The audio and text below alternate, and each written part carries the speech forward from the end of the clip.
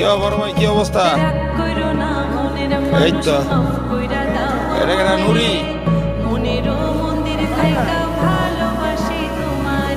ঘাটের অরিজিনাল মাল।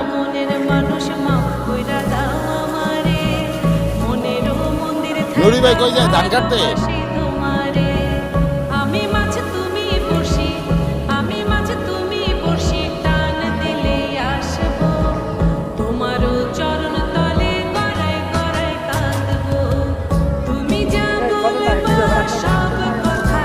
এমনই পছন্দ হইলে থাক, আন্ডা তো যাক